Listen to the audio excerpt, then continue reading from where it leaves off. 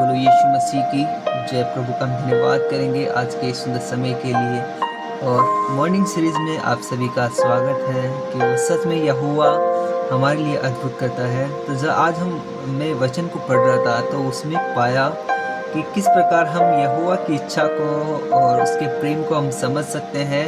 तो इसमें एक बड़ी अच्छी बात कही है कि क्या वो बातें हैं जिसके द्वारा हम परमेश्वर की महिमा या उसकी इच्छा को या उसकी बातों को हम समझ सकते हैं। तो जब मैं वचन को पढ़ रहा था तो वहाँ पे क्या पाता हूँ कि नीति वचन उसका एक वचन कहता है कि हे मेरे पुत्र, यदि तू मेरे वचन को ग्रहण करे और मेरी आज्ञाओं को अपने हृदय में रख छोड़े और बुद्धि की बात ध्यान से सुने और समझ की बात मन लगाकर सोचे और प्रवीणता और समझ के लिए अति यत्न से पुकारे और उसको चांदी के समान ढूंढे और गुप्त धन के समान उसकी खोज में लगा रहे, तो तू यहोवा के भय को समझेगा और परमेश्वर का ज्ञान तुझे प्राप्त होगा। बड़ी अच्छी बात कही है। जिस प्रकार हमारा मनुष्य का जो स्वभाव है और हमारे पास में ऐसा कोई धन होता है और हमको ऐसा पता चलता है कि उस जगह वहाँ पे बहुत सारा खजाना है और उसको ढूंढने के लिए आपको ये प्रयास करने पड़ेंगे। तो हम क्या है, स्वाभाविक रूप से ऐसा प्रयास करते हैं। परंतु यहाँ पे पांचवा वचन हम पढ़ते हैं कि तू यहोवा के भय को समझेगा और परमेश्वर का ज्ञान तुझे प्राप्त होगा। अगर हमको यहोवा का भय को समझना है और परमेश्वर का ज्ञान अगर हमको चाहिए तो हमको उस बुद्धि के लिए ऐसा यत्न करना है, ऐसा प्रयास करना है जहाँ पे वचन में भी कहा है कि उसको चांदी के समान ढूंढो। कैसे ढूंढना है? चांदी के समान ढूंढो और गुप्त धन के समान उसकी खोज में लगे रहो।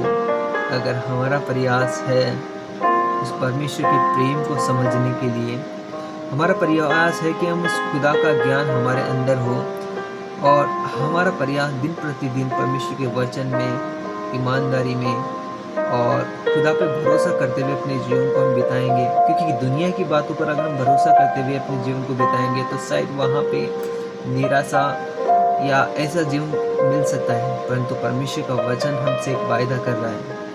परमेश्वर का वचन से हमसे वायदा कर रहा है, एक हमको भरोसा दिलाता है कि हमको ऐसे प्रयास करने हैं जिस प्रकार बुद्धि के लिए कहा है कि उसको चांदी के समान हमको ढूंढना है और गुप्त धन के समान उसकी खोज में लगे रहना है। प्रयास छोड़ने नहीं है, हमको लगे रहना है। आज कर लिया प्रयास और कल नहीं किया, ऐसा नहीं। दिन प्रतिदिन हमको ऐसे प्रयास करते रहना है। और आगे जो पांचवा वचन बड़े अच्छा वचन कहा है, इसको आप पढ़ोगे तो आपके जीवन में भी बदलाव देखने को मिलेगा और ऐसा जीवन हम पाओगे अपने जीवन में। तो ये सच में फ्रूटफुल है। तो क्या है?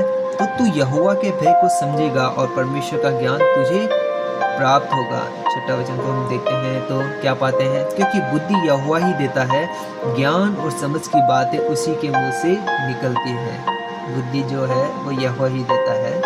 तो भरोसा रखें उस परमेश्वर के ऊपर और ऐसे ही हंसते और मुस्कुराते परमेश्वर के अनुग्रह में बढ़ते रहें, क्योंकि पता है यहोवा कितना भला है, जो हमारे लिए, आपके लिए, मेरे लिए, हम सब के लिए वो सब कुछ कर सकता है। आमीन।